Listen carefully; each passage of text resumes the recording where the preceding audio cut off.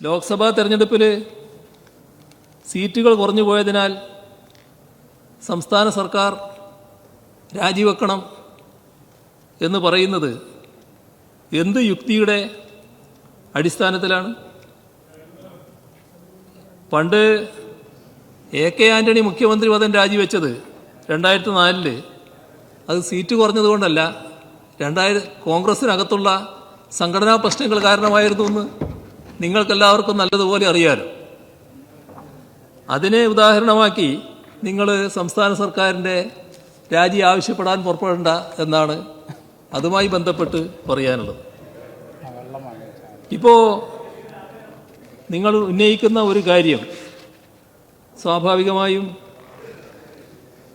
നിങ്ങൾക്കത് ഉന്നയിക്കാൻ അവകാശമുള്ളതാണ്. ഇപ്പോൾ കേരളത്തിൽ ഞങ്ങൾക്കെതിരായ ജനവിധി ഉണ്ടായിരിക്കുന്നു. ആ ജനവിധി സംസ്ഥാന ഭരണത്തിനെതിരായ വിധിയാണ് എന്നതാണ് നിങ്ങൾ ഉന്നയിക്കുന്ന ഒരു പ്രശ്നം. ഇവിടെ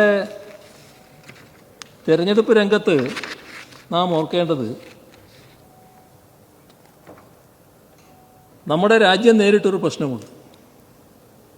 രാജ്യത്ത് ഒരു വിഭാഗം ആളുകൾ ഈ രാജ്യത്ത് BJP ഉണ്ടാക്കിയ ഭീതിജനകമായ അന്തരീക്ഷം, അതിൻ്റെ ഫലമായി ഇനി ഇവിടെ ജീവിക്കാൻ കഴിയുമോ?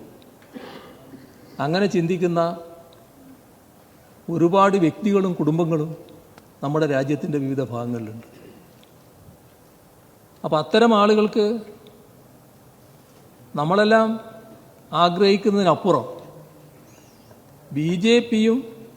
BJP അധികാരത്തിൽ നിന്ന് പോകണം, മോദി എങ്ങനെയും അധികാരത്തിൽ നിന്ന് ഒഴിയണം, ഈ വികാരം തീവ്രമായിട്ടുള്ളതാണ്. കാരണം അവരുടെ ജീവൽ പ്രശ്നമാണ്, ഇവിടെ ജീവിക്കാൻ കഴിയുക എന്നുള്ളൊരു പ്രശ്നമാണ്. അവർക്ക് ഇടതുപക്ഷത്തോടൊരു വിരോധമില്ല കേട്ടോ, അതാദ്യം മനസ്സിലാക്കിക്കൊള്ളണം. ഇടതുപക്ഷത്തോടുള്ള വിരോധത്തിൻ്റെ ഭാഗമായി അവരിവിടെ ഒരു നിലപാട് സ്വീകരിക്കുകയല്ല. അവർ കാണുന്നത് എന്താ? അവർ കാണുന്നത് രാജ്യത്ത് മോദിയുടെ ഭരണം ഒഴിവാക്കുക, പുതിയൊരു ഗവൺമെൻറ് വരിക. അത് സാധാരണഗതിയിൽ കോൺഗ്രസിൻ്റെ നേതൃത്വത്തിലുള്ളൊരു ഗവൺമെൻറ്റാണ് ഇന്നത്തെ നിലയിൽ ഇന്ത്യയിൽ സാധ്യതയുള്ളത്. അപ്പോൾ കേരളത്തിൽ ഞങ്ങളെന്ത് നിലപാട് സ്വീകരിക്കണം? ആ വിഭാഗം ചിന്തിക്കുകയാണ്. കോൺഗ്രസ് ജയിച്ചു വരുന്നതാണ് നല്ലതെന്ന് അവർ ചിന്തിക്കുന്നു. നിങ്ങളത് നിങ്ങളുടെ താൽക്കാലിക ലാഭത്തിന് വേണ്ടി ഞങ്ങൾക്കെതിരായ ഒരു വികാരമാണ് ഉയർന്നു വന്നതെന്നാണ് ചിന്തിക്കുന്നത്. ഞങ്ങൾക്കെതിരായല്ല, BJPയെയും മോദിയെയും പരാജയപ്പെടുത്തുക, ഭരണത്തിൽ നിന്ന് ഒഴിവാക്കുക, അതിന് കോൺഗ്രസ് അടക്കമുള്ള സംവിധാനമാണ് രാജ്യത്ത് നല്ലത് എന്ന ചിന്ത അവർക്കുണ്ടാകും. ഇതാണ് ഉണ്ടായത്. ഞാൻ പറയുന്നത് ആദ്യം മനസ്സിലാക്കുന്നു, വെറുതെ ഒച്ചയുണ്ടാക്കും. ഇതാണ് നമ്മുടെ നാട്ടിൽ സംഭവിക്കുന്നത്. അത് ഇപ്പോൾ മാത്രം ഉണ്ടായതല്ല, ഇതാണ് 2019 ഉണ്ടായത്. 2019 രാഹുൽ ഗാന്ധി വന്നിറങ്ങി പ്രധാനമന്ത്രി സ്ഥാനാർത്ഥിയാണ് എന്നൊരു ചിത്രം ഉയർന്നു വന്നു. സ്വാഭാവികമായ ഒഴുക്കുണ്ടായി. സ്വാഭാവികമാണത്. തെറ്റായി ധരിക്കണ്ട, ഞങ്ങൾക്കെതിരായ വല്ലാത്ത വികാരമാണ് അതിനവരെ നയിച്ചത് എന്ന്. ഞങ്ങളങ്ങനെ കാണുന്നില്ല അതിനെ. അതാണ് ഒരു ഭാഗം. കാണുന്നില്ലേ ഞാൻ പറയുന്നത്? ഈ ഇരുന്നു കൊണ്ട് പറയുന്ന ആൾക്ക് കാണുന്ന എല്ലാവരും ഞാൻ പറയുന്നത്, ഞാൻ കണ്ട കാര്യമാണ് ഞാൻ പറയുന്നത്. അതിലെന്തെങ്കിലും കാര്യമുണ്ടോ എന്ന് മനസ്സിലാക്കണമെങ്കിൽ ആ കേട്ടത് വെച്ചൊന്ന് ആലോചിക്കാൻ തയ്യാറാണ്. അന്നേരം തന്നെ ബബ എന്ന് പറഞ്ഞിട്ട് അതിന് മറുപടിയാവില്ല. അതാണ് മനസ്സിലാക്കേണ്ടത്. ഈ പറയുന്നതിൽ എന്തെങ്കിലും വസ്തുതയുണ്ടോ എന്നൊന്ന് പരിശോധിച്ച് നോക്കും. വേറൊരു വിഭാഗം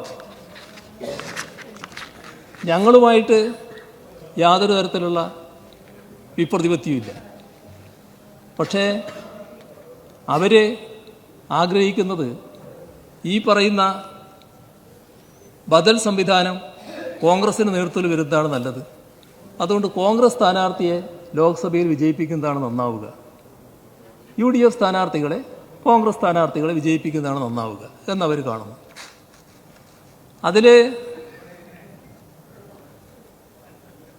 ആ വിഭാഗത്തിൽ സമ്മർദ്ദം ചെലുത്താനും ഇടപെടാനും ഒക്കെ കഴിയുന്ന മേധാവികൾ തന്നെ ആ നിലപാട് സ്വീകരിച്ചുകൊണ്ട് ആളുകളുടെ അടുത്ത് പറയുകയും ചെയ്യുന്നു, പറയാൻ പറ്റുന്നവരോടൊക്കെ. ഇതൊക്കെയാണ് നടന്ന കാര്യം, ഇതൊക്കെയാണ് സംഭവിക്കുന്ന കാര്യം. സ്വാഭാവികമായും അവരും നിങ്ങൾക്ക് വോട്ട് ചെയ്യും. നിങ്ങൾ വോട്ട് വാങ്ങിയതിലോ നിങ്ങൾ തൽക്കാലം ജയിച്ചതിലോ ഒന്നും ഞങ്ങൾ വല്ലാതെ വേവലാതിപ്പെടുന്നില്ല. കാരണം അതൊന്നും ഞങ്ങൾക്ക് നഷ്ടമാകുന്നൊരു കാര്യമല്ല. ഞങ്ങളും നിങ്ങളും ഗൗരവമായി കാണേണ്ട കാര്യം എങ്ങനെ BJP ഇവിടെ ഒരു മണ്ഡലത്തിൽ ജയിച്ചു വന്നു എന്നുള്ളതാണ്.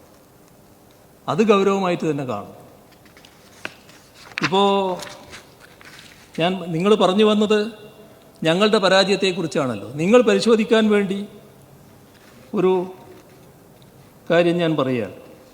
അതായത് കഴിഞ്ഞ തെരഞ്ഞെടുപ്പിൽ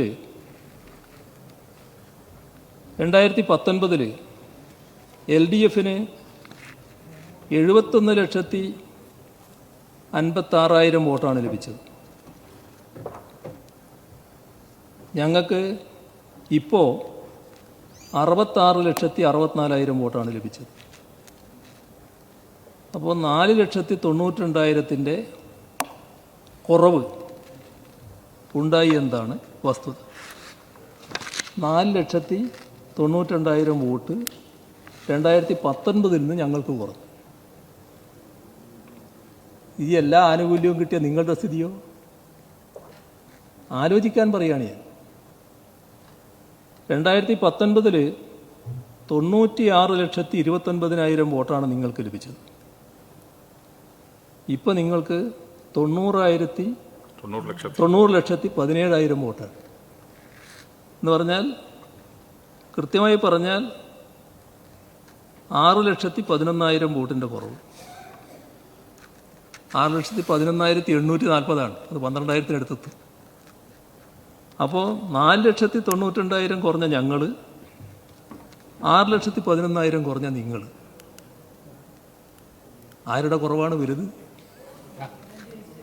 ഇതല്ലേ കണക്ക് നോക്കേണ്ടത്.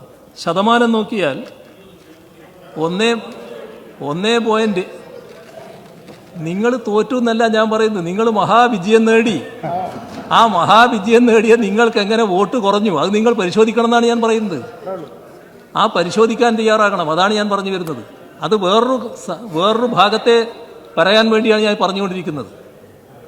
അതേസമയം ശതമാനം നോക്കിയാൽ 1.75% LDFന് കുറഞ്ഞു, 2.11% നിങ്ങൾക്ക് കുറഞ്ഞു.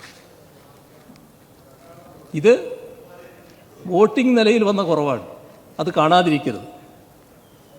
ഇവിടെ രാവിലെ ഒരു കണക്ക് പറഞ്ഞല്ലോ. 2019 ഒരു നിയമസഭാ മണ്ഡലത്തിൽ മാത്രമാണ് BJPക്ക് ലീഡുണ്ടായിരുന്നത്. അന്ന് നിങ്ങൾക്ക് 123 മണ്ഡലത്തിൽ ലീഡ് നേടാൻ കഴിയും.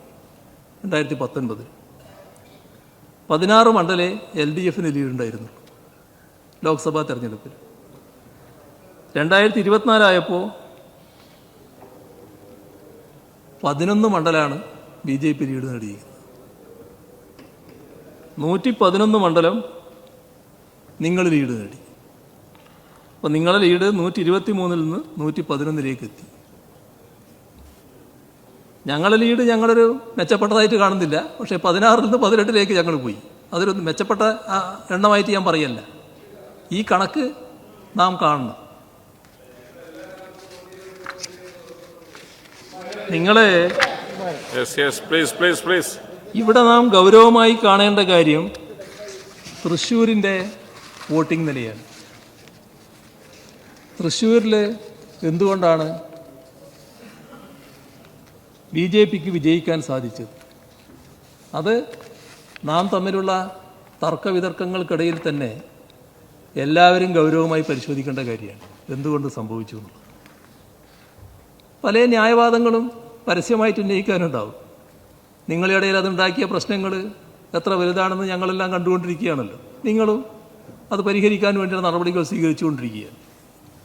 പക്ഷേ 10% വോട്ട്, 9.8% വോട്ട് കൃത്യമായി പറഞ്ഞാൽ 2019 നിന്ന് നിങ്ങൾക്ക് കുറയാണ് ചെയ്തത്. എന്താ അവിടുത്തെ അവസ്ഥ, നിങ്ങളുടെ വോട്ടിംഗ് നിലയുടെ അവസ്ഥ? നിങ്ങൾ UDF നിയമസഭാ മണ്ഡലങ്ങളെടുത്ത് പരിശോധിച്ചാൽ 2019 വോട്ട് നിലനിർത്താൻ അവിടുത്തെ 7 മണ്ഡലങ്ങളിൽ എവിടെ സാധിച്ചു? ഇപ്പോൾ ഗുരുവായൂർ 65,160 വോട്ടായിരുന്നു 2019 UDFനുണ്ടായിരുന്നു.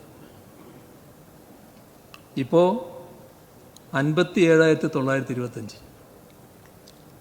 65,000 ഉണ്ടായിരുന്നവർ 57,000 ഈ തെരഞ്ഞെടുപ്പിൽ 24. മണലൂർ LDF തോറ്റവരാണല്ലോ, നിങ്ങളല്ലേ ജയിച്ചവർ. ആ ജയിച്ചവരെവിടെ കിടക്കുന്നുവെന്ന് നിങ്ങൾ കാണണം എന്നുള്ളത് കൊണ്ടാണ് ഞാൻ പറയുന്നത്. ബാക്കി നിങ്ങൾക്ക് നേരത്തെ പറയായിരുന്നല്ലോ.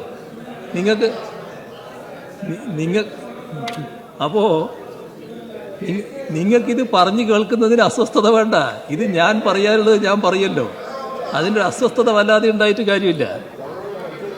ഇപ്പോൾ മണലൂർ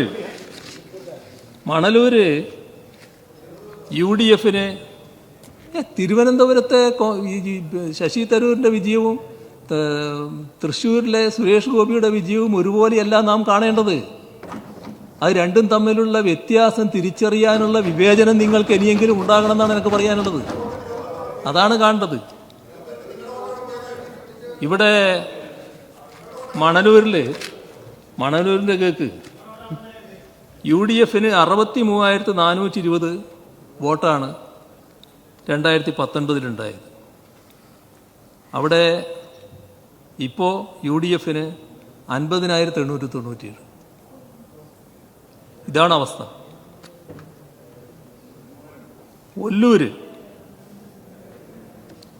ഒല്ലൂരിനെ പറ്റി എല്ലാവർക്കും അറിയാലോ. പ്രത്യേകിച്ച് ഓർക്കേണ്ട ഒരു സ്ഥലമാണത്. ഇതിൻ്റെ അവസാനം ഞാൻ പറയാം അതിനെപ്പറ്റി. അത് നമ്മുടെ റവന്യൂ മിനിസ്റ്റർ മണ്ഡലമായതുകൊണ്ട് മാത്രം പറയുന്നതല്ല, പ്രത്യേകം നമ്മളെല്ലാവരും കാണേണ്ട ഒരു സ്ഥലമായതുകൊണ്ട് പറയാം. ഒല്ലൂര് കഴിഞ്ഞ 2019 ലോക്സഭാ തെരഞ്ഞെടുപ്പിൽ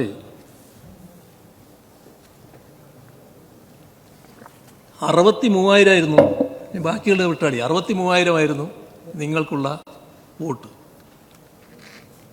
ഇപ്പോഴ് എത്രയാ? 47,000.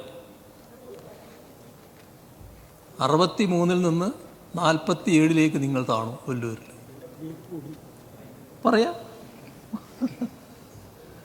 ഇതാണ് വസ്തുത. തൃശ്ശൂർ 55,000 നിങ്ങൾക്ക് 2019. ഇപ്പോൾ 40,000. നാട്ടിക 52,000 2019. ഇപ്പോൾ നാട്ടികയിലൊരു അതെ 52,000 UDFന് 2019. ഇപ്രാവശ്യം കിട്ടിയത് 38,000. ഇതാണ് നാം കാണേണ്ട കാര്യം. ഇരിഞ്ഞാലക്കുട 57,000 UDFനുണ്ടായിരുന്ന വോട്ട്. അത് 46,000 താണു.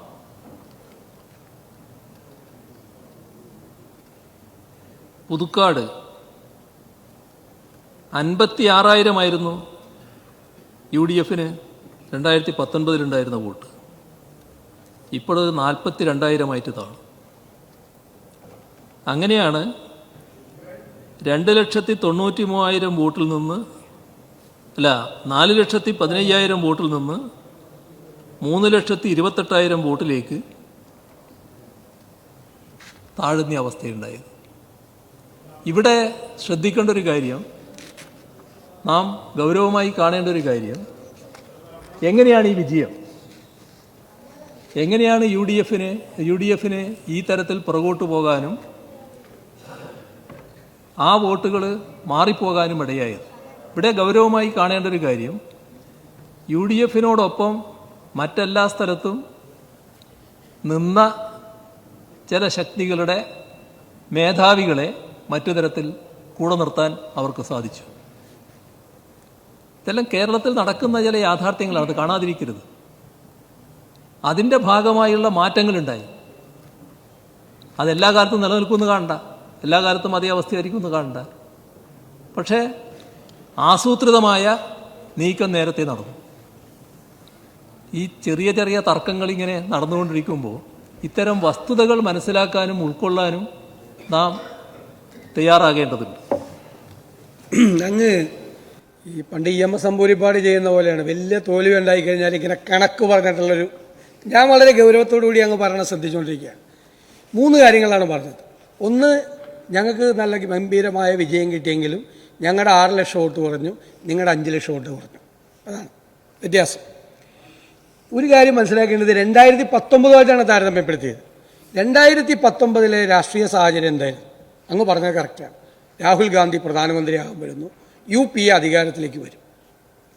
മധ്യ തിരുവിതാംകൂറിൽ ശബരിമലയിലെ വിഷയം വളരെ രൂക്ഷമായി നിങ്ങൾക്കെതിരെ നിൽക്കുന്നു.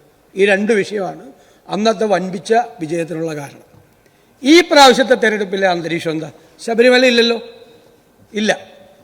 ഞങ്ങൾക്ക് അനുകൂലമായ ഒരു ഘടകം അന്നുണ്ടായിരുന്നത് ദേശീയ തലത്തിലെ ഈ സെക്കൻഡ് ഫേസാണ് കേരളത്തിലെ ഇലക്ഷൻ. സെക്കൻഡ് ഫേസ് കേരളത്തിലെ ഇലക്ഷൻ നടക്കുമ്പോൾ 400 സീറ്റോടുകൂടി നരേന്ദ്രമോദി വീണ്ടും അധികാരത്തിൽ വരുമെന്ന് ഇന്ത്യയിലെ മുഴുവൻ മാധ്യമങ്ങളും എല്ലാവരും പ്രചരിപ്പിച്ച് നാട്ടുകാർ മുഴുവൻ വിശ്വസിച്ചിരിക്കുന്ന സമയം. മനസ്സിലായില്ലേ? തെരഞ്ഞെടുപ്പിന്റെ 4ാമത്തെ ഘട്ടമായപ്പോഴാണ് ഇന്ത്യ മുന്നണി കയറി വരുന്നുണ്ടെന്നുള്ള തോന്നലുണ്ടായത്. ആ തോന്നൽ ഈ കേരളത്തിലെ തെരഞ്ഞെടുപ്പിന്റെ ഘട്ടത്തിലായിരുന്നുവെങ്കിൽ ഞങ്ങൾ 20ൽ 20 സീറ്റും ജയിച്ചതിന് ഒരു സ്ഥലത്ത് തോക്കില്ല. വ്യത്യാസം മനസ്സിലാക്കണം. അങ്ങ് തൃശ്ശൂർ ജില്ലയിലെ എല്ലാ നിയോജകമണ്ഡലത്തെക്കുറിച്ചും പറഞ്ഞു. അങ്ങ് പരിശോധിക്കേണ്ടത്, ഞങ്ങളിത് പരിശോധിക്കും. കേരളത്തിലെ മുഖ്യമന്ത്രിയല്ലേ പറഞ്ഞിരിക്കുന്ന, പരിശോധിക്കണമെന്ന് ഉറപ്പായി പരിശോധിക്കും. അങ്ങയോട് ഞങ്ങളൊരു അഭ്യർത്ഥന, അങ്ങയുടെ ജില്ലയിൽ അങ്ങയുടെ നിയോജകമണ്ഡലം ധർമ്മടം 60,000 വോട്ടിന് ശൈല ടീച്ചർ ജയിച്ച മട്ടന്നൂര്, കല്യാശ്ശേരി, പയ്യന്നൂര്, അപ്പുറത്ത് തൃക്കരിപ്പൂര്, ഉദുമ, തളിപ്പറമ്പ്, ഇതൊക്കെ ഒന്ന് അങ്ങുകൂടി ഒന്ന് പരിശോധിക്കണം. എവിടെ നിന്നാണ് ഇറോഷൻ? ഇനി തൃശ്ശൂരിലെ കാര്യം അങ്ങ് പറഞ്ഞപ്പോൾ സുനിൽകുമാറിന് ഇത് അഭിപ്രായമല്ല ഈ സ്ഥാനാർത്ഥിക്കുള്ളത്. അങ്ങ് പറഞ്ഞത് കറക്റ്റാണ്. ഞങ്ങൾക്ക് 19 സ്ഥലങ്ങളിലും കിട്ടിയ ഒരു വിഭാഗത്തിൻ്റെ വോട്ട് ഞങ്ങളുടെ കൂട്ടത്തിൽ നിന്ന് പോയിട്ടുണ്ട്. കുറച്ചാളുകളിൽ ഞങ്ങൾക്ക് തരേണ്ട വോട്ടുകൾ സത്യമാണ്. അന്നല്ല 2 വിഭാഗത്തിൻ്റെ പോയിട്ടുണ്ട്. അതിലൊരു വിഭാഗത്തിൻ്റെ പോയത് നിങ്ങൾക്കാണ് വന്നത്, നിങ്ങൾക്കാണ് വന്നത്. പക്ഷേ സുനിൽകുമാറിൻ്റെ വോട്ടിൽ ആ അധികമായി കിട്ടിയ ഒരു 50,000-ഓളം വോട്ട്, അത് കിട്ടാൻ വേറെ കാരണമുണ്ട് അദ്ദേഹത്തിന്. അത് റിഫ്ലക്റ്റ് ചെയ്യാത്ത എന്തുകൊണ്ടാണ്? ആ 50,000 വോട്ടും നിങ്ങൾ കാണാത്ത എന്തുകൊണ്ടാണ്? CPM-ന്റെ വോട്ട് സുനിൽകുമാറിന് കിട്ടേണ്ടതിൻ്റെ ഇറോഷനായിരുന്നു BJP-യിലേക്ക്. നിങ്ങൾ ഒറ്റ സ്ഥലം പരിശോധിച്ചാൽ മതി, അന്തിക്കാട് പരിശോധിക്കും. ഇതേ തൊട്ടടുത്താണല്ലോ വ്യവസായ മന്ത്രിയുടെ ഇത് മാളയിലാണല്ലോ. അന്തിക്കാട് ഇന്ന് വരെ ഞങ്ങൾ പുറകെ പോയിട്ടില്ല. നിങ്ങൾ പുറകെ പോയിട്ടില്ല ഒരിക്കലും. അന്തിക്കാട് താഴെ പഞ്ചായത്തുകളിലെല്ലാം റവന്യൂ മന്ത്രിക്ക് അറിയാം, കംപ്ലീറ്റ് നിങ്ങളുടെ വോട്ട് മുഴുവൻ BJP-യിലേക്കാണ് പോയത്. CPM-ന്റെ വോട്ട് BJP-യിലേക്കുള്ള ഇറോഷൻ കൊണ്ടാണ് സുനിൽകുമാറിന് അധികമായി കിട്ടിയ വോട്ട് റിഫ്ലക്ട് ചെയ്യാതെ നിൽക്കുന്നത്. ഇങ്ങനെയുണ്ടൊരു സംഭവം തൃശ്ശൂരിലെ കണക്ക് ഒന്ന് പരിശോധിക്കാൻ നന്നായിരിക്കും. ഞാൻ ഒറ്റ കാര്യം അങ്ങ് ഓർമ്മിപ്പിക്കാൻ വേണ്ടി ആഗ്രഹിക്കുകയാണ്. ഏത് കണക്കങ്ങ് പറഞ്ഞതെന്ന് എനിക്ക് മനസ്സിലായില്ല. ഞാൻ 2009 ഇലക്ഷൻ, 2014 ഇലക്ഷൻ, 2019 ഇലക്ഷൻ, 2023 ഇലക്ഷൻ, ഈ 4 തെരഞ്ഞെടുപ്പുകൾ, അവസാനം നടന്ന 4 തെരഞ്ഞെടുപ്പുകൾ, കോൺഗ്രസിന് കിട്ടിയ ഏറ്റവും കൂടുതൽ വോട്ട് ഏതാ? കോൺഗ്രസിന് കിട്ടിയ ഏറ്റവും കൂടുതൽ വോട്ട് 4,14,541 വോട്ട് TN പ്രതാപന് കിട്ടിയ വോട്ട്. കോൺഗ്രസിന് കിട്ടിയ ഏറ്റവും കുറഞ്ഞ വോട്ട് ഏതാ? KP ധനപാലിന് കിട്ടിയ 3,50,000 വോട്ട്. അതിൽ നിന്ന് വോട്ട് വർദ്ധിച്ചിട്ടും 3,27,000 വോട്ടായി കോൺഗ്രസ് ഈ ലോക്സഭാ തെരഞ്ഞെടുപ്പിൽ പരാജയപ്പെട്ടതിനെ കുറിച്ചാണ് ബഹുമാനപ്പെട്ട മുഖ്യമന്ത്രി പറഞ്ഞത്. ഞാൻ പറഞ്ഞത് KP ധനപാലൻ 4 തെരഞ്ഞെടുപ്പുകൾക്കിടയിൽ 3,50,000 മുതൽ 4,14,000 വരെ വോട്ട് പിടിച്ച കോൺഗ്രസ് പാർട്ടി അല്ലെങ്കിൽ UDF ഐക്യജനാധിപത്യ മുന്നണി 3,27,000 വോട്ടായി താഴത്തോട്ട് പോകുന്നതിൻ്റെ കഥയാണ് ഇവിടെ കണക്ക്. ഞങ്ങൾ അങ്ങനെയായിരുന്നില്ല. ഞങ്ങൾക്ക് ഏറ്റവും അവസാനം ഏറ്റവും കുറഞ്ഞത് ഈ 4 തെരഞ്ഞെടുപ്പിനകത്ത് ലോക്സഭാ തെരഞ്ഞെടുപ്പും നിയമസഭാ തെരഞ്ഞെടുപ്പും ഒരേ പാറ്റേണിലല്ല കാണേണ്ടത്. നിങ്ങൾ പറഞ്ഞ ഗുരുവായൂരിലെ തെരഞ്ഞെടുപ്പിൽ കഴിഞ്ഞ തവണ ഉണ്ടായത് എന്താ? ഇത്തവണ പൊന്നാനിയിൽ മത്സരിച്ച BJPയുടെ സ്ഥാനാർത്ഥി ഇവിടെ നോമിനേഷൻ കൊടുത്ത് തള്ളിപ്പോയി. പുറത്തുള്ളൊരു സ്ഥാനാർത്ഥിയെ BJP മത്സരിപ്പിച്ച കാലത്ത് 2 പേർക്ക് കിട്ടിയ വോട്ടിന്റെ കണക്കാണ് നിങ്ങൾ നേരത്തെ പറഞ്ഞത്. ഞങ്ങൾ ഏറ്റവും മോശമായി 4 തെരഞ്ഞെടുപ്പിൽ മത്സരിക്കുമ്പോൾ ഞങ്ങൾക്ക് കിട്ടിയ ഏറ്റവും കുറഞ്ഞ വോട്ട് 3,20,000 ആ വോട്ടിനേക്കാൾ ഇത്തവണ വോട്ടിന്റെ അളവിൽ വർധനമുണ്ടാക്കാൻ മണ്ഡലങ്ങൾ തിരിച്ചു നോക്കിയാൽ മനസ്സിലാകും. ആ കാര്യം മാത്രം മനസ്സിലാക്കിയാൽ മതി. 92,000-ലേറെ വോട്ടുകളുടെ അപകടകരമായ കുറവ് കോൺഗ്രസിനുണ്ടായി എന്നുള്ള യാഥാർത്ഥ്യമാണ് ബഹുമാനപ്പെട്ട മുഖ്യമന്ത്രി ഇവിടെ പറയാൻ ശ്രമിച്ചത് എന്നാണ് എൻ്റെ ധാരണ. അപ്പം അതുകൊണ്ട് കഴിഞ്ഞ പ്രാവശ്യം കിട്ടിയ 4,14,000 വോട്ട് മാത്രമല്ല, ഇതിനു മുമ്പ് ഒരിക്കൽ പോലും 3,27,000 എന്ന് പറയുന്ന ഒരു വോട്ടിന്റെ ഘടനയിലേക്ക് തൃശ്ശൂർ ലോക്സഭാ മണ്ഡലത്തെ പോലെ എല്ലാ കാലത്തും ലോക്സഭാ തെരഞ്ഞെടുപ്പ് നടക്കുമ്പോൾ കോൺഗ്രസിന് കുറച്ചൊരു മെജോറിറ്റി ഉണ്ടാക്കാൻ കഴിയാറുള്ള ഒരു മണ്ഡലത്തിനകത്ത് പുറകോട്ട് പോയി എന്നാണ് ഞങ്ങളുടെ കണക്ക്. ആ കണക്ക് തന്നെ കോൺഗ്രസിനുള്ളത് കൊണ്ടാണ് കോൺഗ്രസിന്റെ പ്രസിഡന്റും UDFന്റെ ചെയർമാനും രാജിവെച്ചത് എന്നാണ് എൻ്റെ നിർദ്ദേശം. ഞാൻ എല്ലാ കണക്കും പറയേണ്ടതെന്ന് വിചാരിച്ച് പറയാതിരുന്നതാണ്. ഇനി LDFന് വോട്ട് വല്ലാതെ കുറഞ്ഞു പോയി എന്നാണ് പ്രതിപക്ഷ നേതാവ് ധരിക്കുന്നതെങ്കിൽ ആ കണക്ക് ഞാൻ പറയാം എന്താണെന്നുള്ളത്. ഇപ്പോൾ ഗുരുവായൂരിൽ LDFന് 2019 44,695 വോട്ടാണ് കിട്ടിയത്. ഇത്തവണ അത് 50,519 കുറവല്ല, വർധനവാണ്. മണലൂർ 50,482 2019. ഇത്തവണ 53,183. ഒല്ലൂർ 47,372 2019. ഇത്തവണ 48,633. എല്ലാം വായിക്കണമെങ്കിൽ ഞാൻ വായിക്കാം. നിങ്ങൾ പറഞ്ഞെന്തോ ഞങ്ങൾക്ക് കുറഞ്ഞു എന്നുള്ളതാണ്. ഞങ്ങളെ വോട്ട് കുറയല്ല ചെയ്തത്. ഞങ്ങളെ വോട്ട് ഓരോ മണ്ഡലത്തിലും വർദ്ധിച്ചു വരികയാണ് ചെയ്തത്. അപ്പോൾ മറ്റു കാര്യങ്ങൾ ഞങ്ങൾ പരിശോധിക്കേണ്ടത് ഞങ്ങൾ പരിശോധിക്കുമല്ലോ, അത് വേറെ. ഈ കാര്യത്തിൽ നിങ്ങൾ കാണേണ്ടത് ഇതൊക്കെ നമ്മുടെ കേരളത്തിലെ ചില മാധ്യമങ്ങൾ ഉണ്ടാക്കുന്ന വാർത്തകളുടെ ഭാഗമായിട്ട് അത് അതേ രീതിയിൽ ഇവിടെ വന്ന് പറയുന്ന നില ബഹുമാനപ്പെട്ട പ്രതിപക്ഷ നേതാവ് സ്വീകരിക്കരുത്. അതൊന്നും ബഹുമാനായ സുനിൽകുമാറിന് അത്തരമൊരു അഭിപ്രായമേ ഉണ്ടാകാനിടയില്ല. കാരണം അദ്ദേഹവും അവിടെയുള്ള ഇടതുപക്ഷ ജനാധിപത്യ മുന്നണി പ്രവർത്തകരും ഒന്നിച്ചാണ് കാര്യങ്ങൾ നീക്കിയിട്ടുള്ളത്. ഒരു സാധാരണ LDF പ്രവർത്തകൻ്റെ രീതിയിൽ പ്രവർത്തിക്കുന്നൊരു നേതാവാണ് സുനിൽകുമാർ. ഒരു നേതാവെന്ന നിലക്കങ്ങ് മാറി നിൽക്കുന്നയാളല്ല, പ്രവർത്തകരോടൊപ്പം ഇഴുകിച്ചേർന്ന് പ്രവർത്തിക്കുന്നയാളാണ്. എല്ലാ മണ്ഡലത്തിൻ്റെ നാടിമിടിപ്പുകളും ശരിയായ രീതിയിൽ മനസ്സിലാക്കുന്നയാളാണ്. അപ്പോൾ നല്ല സ്ഥാനാർത്ഥിയാണ് ഞങ്ങൾക്കവിടെ ഉണ്ടായത്. ഞങ്ങളവിടെ ജയിച്ചു വരുമെന്ന് ഞങ്ങൾ കണക്കാക്കിയതാണ്. പക്ഷേ ഈ ഒരു ഒഴുക്കിൽ നിങ്ങളുടെ 86,000-ലധികം വോട്ട് അങ്ങോട്ട് ഒഴുകിപ്പോകുന്ന അവസ്ഥ വന്നപ്പോൾ സുരേഷ് ഗോപിക്ക് ജയിച്ചു വരാൻ കഴിഞ്ഞിട്ടുണ്ട്. അതിൻ്റെ കാരണങ്ങളാണ് ഞാൻ പറയാൻ നോക്കിയത്. അത് നിങ്ങൾ പരിശോധിക്കേണ്ടതാണ് എന്ന് മാത്രമാണ് എനിക്കത് സംബന്ധിച്ച് വ്യക്തമാക്കാനുള്ളത്.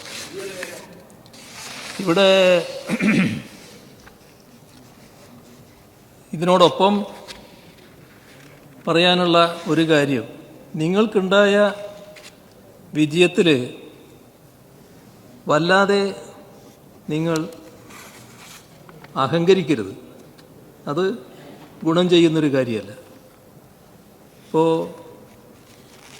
കോൺഗ്രസും ഇന്ത്യൻ യൂണിയൻ മുസ്ലിം ലീഗും മറ്റു ചില പാർട്ടികളും എല്ലാം കൂടി ഉള്ളതാണ് UDF.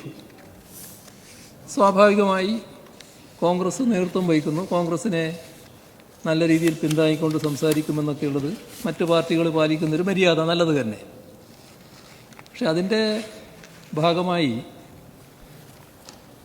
ഇതേവരെ ഇല്ലാത്ത ഒരു രീതി ഇന്ത്യൻ യൂണിയൻ മുസ്ലിം ലീഗിൻ്റെ ഭാഗത്തു നിന്ന് ഉണ്ടാകുന്നതാണ് ഈ നിയമസഭയിൽ ഇന്നത്തെ പ്രകടനങ്ങൾ കാണിക്കുന്നത്. നമ്മുടെ ബഹുമാനായ ഷംസുദ്ദീൻ അങ്ങേയറ്റം സംസ്കാര സമ്പന്നമായ രീതിയിൽ ഈ സഭയിൽ ഇടപെടുന്ന ഒരാളാണ്. പക്ഷേ ഈ വിജയത്തിൻ്റെ ഒരു മത്ത് ലീഗിനെ എങ്ങനെ ബാധിച്ചു എന്നതാണ്. പട്ടി എന്ന് വിളിക്കാതെ ഞങ്ങളെയെല്ലാം പട്ടികളായി ചിത്രീകരിക്കുന്ന തരത്തിലുള്ളൊരു പദപ്രയോഗം അദ്ദേഹത്തിൻ്റെ ഭാഗത്തുനിന്നുണ്ടായി. പിൻവലിച്ചത് ശരി, പിൻവലിച്ചത് നല്ലത് തന്നെ, അത് നല്ല കാര്യം തന്നെ. പക്ഷേ പറഞ്ഞത് മനസ്സിലുള്ളൊരു വികാരമാണല്ലോ. എന്തുകൊണ്ടാണ് അങ്ങനെ പറയാനിടയായത്? എന്താണ് അങ്ങനെ പറയാൻ ഇടവന്നത്? സാധാരണഗതിയിൽ അല്ല, നിങ്ങൾ പറയേണ്ട കാര്യം നിങ്ങൾ പറഞ്ഞല്ലോ, നിങ്ങളത് പിൻവലിച്ചു എന്ന് പറഞ്ഞല്ലോ, നിങ്ങളെ വിശദീകരണം ഇപ്പോൾ വേണ്ടതില്ലാരും. അപ്പോൾ സാധാരണഗതിയിൽ അങ്ങനൊരു കാര്യം ഈ സംസ്കാര സമ്പന്നനായ ബഹുമാനായ ഷംസുദ്ദീൻ്റെ ഭാഗത്ത് നിന്ന് ആരെങ്കിലും പ്രതീക്ഷിക്കും? അപ്പോൾ ഏത് തരത്തിലുള്ള ഈ വിജയത്തിൻ്റെ മത്ത് ലീഗിന് പിടിച്ചു എന്നുള്ളതാണ് അത് കാണിക്കുന്നത്. അതോടൊപ്പം തന്നെ ഞങ്ങളോട് ബഷീർ ചോദിച്ചു, ബഹുമാനായ ബഷീർ, അദ്ദേഹത്തെ കാണുന്നില്ല ഞാൻ നോക്കിയിട്ട്, നാണവും ഉളുപ്പും ഉണ്ടോ എന്ന്. ഞങ്ങൾക്ക് നാണവും ഉളുപ്പും ഇല്ലാതിരിക്കേണ്ട ഒരു കാര്യമില്ല കേട്ടോ. അദ്ദേഹത്തെ ഇവിടെ കാണുന്നില്ല. ഓ ഇംഗ്ലീഷൊന്നല്ല, ഇംഗ്ലീഷൊന്നല്ല അദ്ദേഹം പറഞ്ഞത്. നാണവും ഉളുപ്പും ഉണ്ടോ എന്ന് തന്നെയാണ് ചോദിച്ചത്. ഞാൻ കൃത്യമായിട്ട് കേൾക്കുന്നുണ്ടായിരുന്നു. ഞാൻ ഇവിടെ ഇരിക്കുന്നില്ലെങ്കിൽ ഞാൻ കേൾക്കുന്നുണ്ടായിരുന്നു. അത് വേറെ, ഇതാണ് ചോദിച്ചത്. അപ്പം ഇതൊക്കെ ലീഗിന് വരുന്ന ഒരു മാറ്റമാണ് കാണിക്കുന്നത്. ഇത് ഈ ജയത്തിൻ്റെ വലിയ തോതിലുള്ള ഒരു മത്തുപിടുത്തം അതുണ്ടായിരിക്കുന്നു എന്നാണ്. അത് വേണ്ട എന്നാണ് എനിക്ക് പറയാനുള്ളത്. ഞങ്ങൾ ഈ തെരഞ്ഞെടുപ്പിൽ പരാജയപ്പെട്ടു എന്നുള്ളത് ശരിയാണ്. ആ പരാജയപ്പെടാനിടയായ കാരണങ്ങൾ ഞങ്ങൾ വിശദമായി പരിശോധിക്കും. ആ പരിശോധിച്ച് തിരുത്തേണ്ട കാര്യങ്ങളുണ്ടെങ്കിൽ ഞങ്ങൾ തിരുത്തുകയും ചെയ്യും. അതൊക്കെ ഞങ്ങൾ സാധാരണഗതിയിൽ സ്വീകരിച്ചുകൊണ്ടിരിക്കുന്ന നടപടിയാണ്. പക്ഷേ ഈ പരാജയം ആത്യന്തികമായൊരു പരാജയമായിട്ട് ഞങ്ങൾ കാണുന്നേയില്ല. നേരത്തെ പറഞ്ഞ ഘടകങ്ങളൊക്കെയാണ് ഉണ്ടായിട്ടുള്ളത്. ഒരു സംശയവും വേണ്ട, നല്ല രീതിയിൽ തന്നെ ജനങ്ങളോടൊപ്പം നിന്ന് ജനങ്ങളുടെ പിന്തുണയോടെ ഞങ്ങൾ വീണ്ടും ഉണ്ടാകും എന്ന് മാത്രമാണ് പറയാനുള്ളത്. മറ്റ് കൂടുതൽ കാര്യങ്ങളിലേക്ക് ഞാൻ കടക്കുന്നില്ല. ഇത് ഈ ബജറ്റ് പാസ്സാക്കി തരണം എന്ന് അഭ്യർത്ഥിക്കുന്നു. സംസ്ഥാന ഭരണത്തലവന്മാർ, മന്ത്രിമാർ, ആസ്ഥാന ഉദ്യോഗസ്ഥന്മാർ എന്ന 2-ാം നമ്പർ ധനാഭ്യർത്ഥനയ്ക്ക് പ്ലീസ് ഓർഡർ പ്ലീസ്. സംസ്ഥാന ഭരണത്തലവന്മാർ, മന്ത്രിമാർ, ആസ്ഥാന ഉദ്യോഗസ്ഥന്മാർ എന്ന 2-ാം നമ്പർ ധനാഭ്യർത്ഥനയ്ക്ക് ബഹുമാനപ്പെട്ട അംഗങ്ങൾ അവതരിപ്പിച്ച കട്ട് മോഷൻ പ്രസ് ചെയ്യുന്നുണ്ടോ? കട്ട് മോഷൻ പിൻവലിച്ചിരിക്കുന്നു. സഭയുടെ അനുമതിയോടെ കട്ട് മോഷൻ പിൻവലിച്ചിരിക്കുന്നു. ഇനി സംസ്ഥാന ഭരണത്തലവന്മാർ, മന്ത്രിമാർ, ആസ്ഥാന ഉദ്യോഗസ്ഥന്മാർ എന്ന 2-ാം നമ്പർ ധനാഭ്യർത്ഥനയുടെ പേരിൽ കാര്യവര പട്ടികയിൽ സൂചിപ്പിച്ച ലിസ്റ്റിൽ പ്രസ്തുത ധനാഭ്യർത്ഥനയ്ക്ക് നേരെ ഏഴാംകുളത്തിൽ കാണിച്ചിട്ടുള്ള തുക 2024-25 സാമ്പത്തിക വർഷത്തെ ചെലവുകൾ പൂർത്തീകരിക്കുന്നതിന് അനുവദിക്കണമെന്ന ഉപക്ഷേപത്തെ അനുകൂലിക്കുന്നവർ വോൾ. അപ്പം അംഗങ്ങൾക്കുള്ള ഇൻസ്ട്രക്ഷനാണ്. Please order. ശബ്ദം മതിയാ? അല്ല, ഇത് ഫസ്റ്റ് ടൈം ഒന്ന് ടെസ്റ്റ് ചെയ്ത് നോക്കൊന്ന്. പോളിങ്ങിന് ബെൽ മുഴങ്ങിക്കഴിഞ്ഞാൽ ചെയറിൽ നിന്ന് നിർദ്ദേശം വരുന്നതാണ്. അതിനുശേഷം സ്റ്റാർട്ട് പോളിംഗ് എന്ന് ചെയർ അറിയിക്കുമ്പോൾ മാത്രമേ ബഹുമാനപ്പെട്ട അംഗങ്ങൾ വോട്ട് രേഖപ്പെടുത്തുവാൻ പാടുള്ളൂ. Yes poll, ring the bell.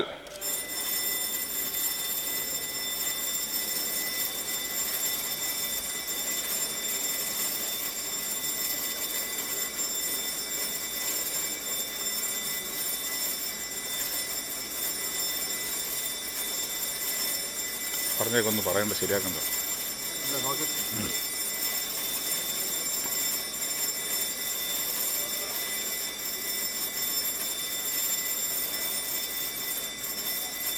Yes, technical എററിലെടുത്തവർ വരും. പോള് പറയാം. യെസ്.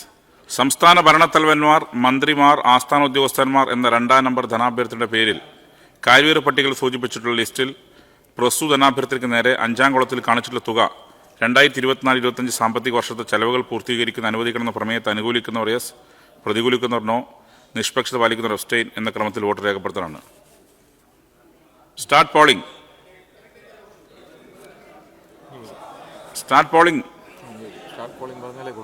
യെസ്. പ്രമേയത്തെ അനുകൂലിക്കുന്ന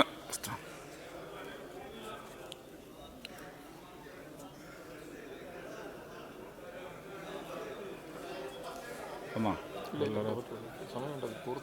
യെസ് യെസ്.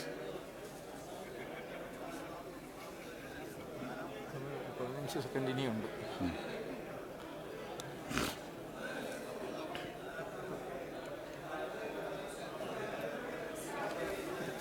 സ്ട്രെങ്ത് എഴുത്ത്.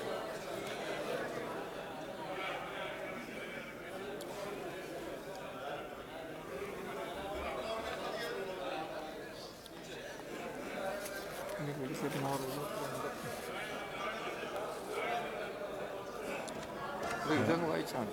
Yes yes. അനുകൂലിക്കുന്നവർ 72. അല്ല, ആരോ മാറിയിട്ടുണ്ടെന്ന് പറഞ്ഞു. യെസ്. അനുകൂലിക്കുന്നവർ 72, പ്രതികൂലിക്കുന്നവർ 30, നിഷ്പക്ഷ പാലിക്കുന്നവർ ഒന്നുമില്ല.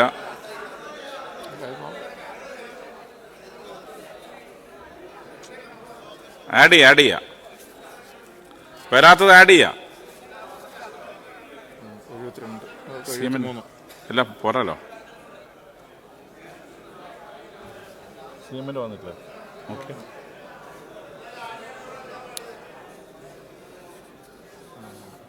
എഴുപത്തിരണ്ടും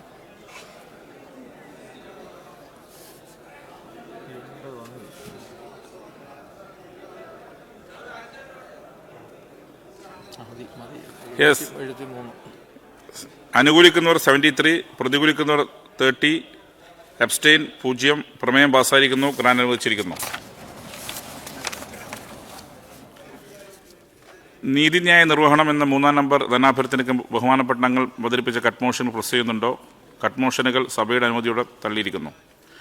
ഇനി നീതിന്യായ നിർവഹണം എന്ന 3-ാം നമ്പർ ധനാഭ്യർത്ഥനയുടെ പേരിൽ കാര്യവര പട്ടികയിൽ സൂചിപ്പിച്ചിട്ടുള്ള ലിസ്റ്റിൽ പ്രസ്തുത ധനാഭ്യർത്ഥനയ്ക്ക് നേരെ ഏഴാംകുളത്തിൽ കാണിച്ചിട്ടുള്ള തുക 2024-25 സാമ്പത്തിക വർഷത്തെ ചെലവുകൾ പൂർത്തീകരിക്കാൻ അനുവദിക്കുന്ന പ്രമേയത്തെ അനുകൂലിക്കുന്നവർ സെയിം സ്ട്രെങ്ത്. ഗ്രാന്റ് അനുവദിച്ചിരിക്കുന്നു. സഭ ഗ്രാന്റ് അനുവദിച്ചിരിക്കുന്നു. ഉപക്ഷേപം പാസ്സായിരിക്കുന്നു. ഗ്രാന്റ് അനുവദിച്ചിരിക്കുന്നു. ഓർഡർ. സഭ ഇപ്പോൾ പിരിയുന്നതും നാളെ രാവിലെ 9 മണിക്ക് വീണ്ടും സമ്മേളിക്കുന്നതുമാണ്.